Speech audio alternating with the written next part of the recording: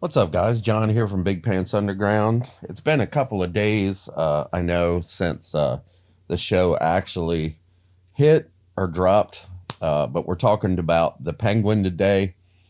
I had to take a few days to process what I watched. Seriously, man, wow, just wow, just they finished it.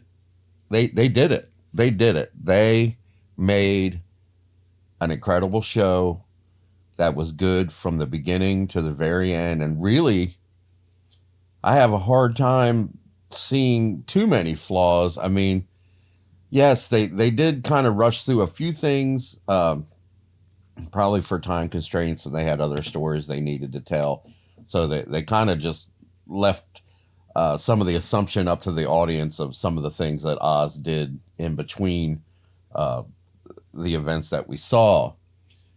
But I was kind of wondering from the very get go, like they were setting the Penguin up to be kind of a likable character, and you were rooting for him.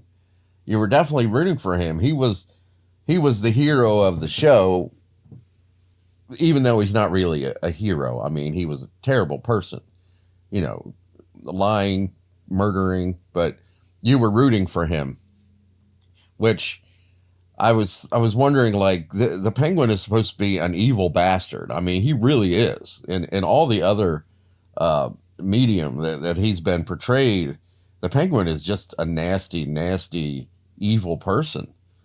Uh, and I was trying to figure out how we were going to get back to that. Well, damn. So from this point on, there's going to be spoilers, heavy spoilers. If you haven't seen the last episode yet, turn this off, go watch it, come back and watch my review.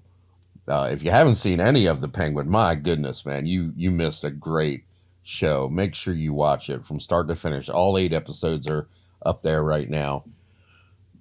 So anyway, I was trying to figure it out because the Penguin's a bad guy, and there was rumors that the Penguin was going to be the villain in a new Batman movie, and they're going to actually use this version of the Penguin with Colin Farrell, and it's going to be the Batman from the Batman with Cedric Diggory, that actor, the actor that played Cedric Diggory, I'm sorry, Pattinson.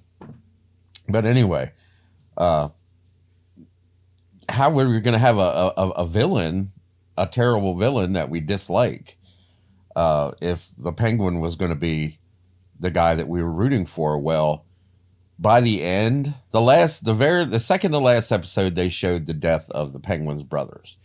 Now, it was the Penguin's fault, but they kind of left it up to the audience to decide. Well, maybe it was an accident. His mother doesn't know about it. Da da da. Well, in the last episode, you find out, yes, she did know that it was Oswald that left his brothers down there to die. Uh, she knew about it all along, and you don't, you think maybe if he didn't intend to kill them. You just have that thought in your brain that maybe it wasn't intentional. Well, by the end of this show, by the end of the episode, I mean, this is it. This was the last episode, so they had to finish everything up. Uh, and it goes back and forth. You know, at first the Penguin's been caught. He's got Sophia. He's got his mom. Sophia has him. She has his mom. Then he breaks out uh, and gets his mom out of there. Takes her to the hospital, and she's got some injuries, but basically the psychiatrist had hypnotized his mom and gotten her to reveal all the information about the boys' deaths, and the fact that she knew that Oswald was responsible, and also the fact that she was going to get that gangster in her neighborhood, the one that was giving her the check, the $50. Um, she was going to get him to kill Oswald because she knew that Oswald was a monster.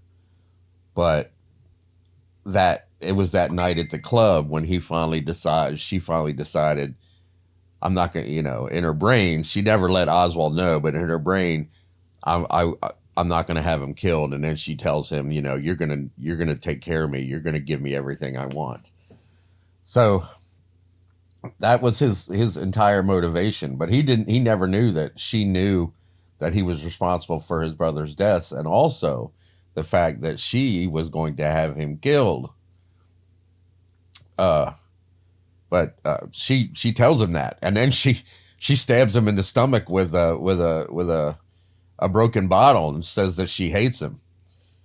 And that's basically the last time you ever hear any words come out of her mouth, because you find out at the very end of the show there that at that point, right after she stabbed Oz, she had a stroke and basically became a vegetable at that point.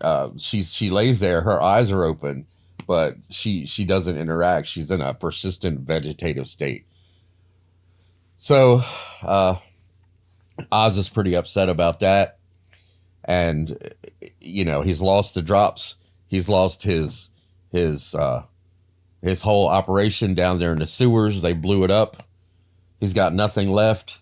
And then Vic finally tells him, look, you united everybody down there in Crown Point. You did that. You got the power back on. You did everything you needed to do, and you got it done. These people, they worship you. So that got the Penguin thinking. So the Penguin goes back to his councilman contact there and basically tells him, look, he tells him, you do for me and I'll do for you. So the Penguin has the councilman in his back pocket. The Penguin gets Sophia arrested for all the murders of her family, has her thrown in prison. And then he takes Vic to the park, and they're talking in the park, and it kind of feels a little strange. And it harkens back to the first episode where he was about to execute Vic next to the water. He seems to have a thing about killing people near the water. Maybe it's because of the way his brothers died. I don't know. But yeah, he kills Vic. He tells Vic that I can't take you where I'm going at this point. I can't have any hang-ups. I can't have anybody that I care about other than my mother, obviously. So he straight up strangles Vic. He doesn't shoot him. He straight up strangles him. Vic is awake and begging for his life, and the Penguin kills him. And then the last thing we see is the Penguin pulling up in a purple Rolls Royce, going up into his penthouse apartment of whatever hotel it is, where his mom said that she wanted a penthouse. It's all run down, but I guess the Penguin's having it restored. He goes in. His mom is now isolated in a room, hooked up to the machines, but she's still a vegetable.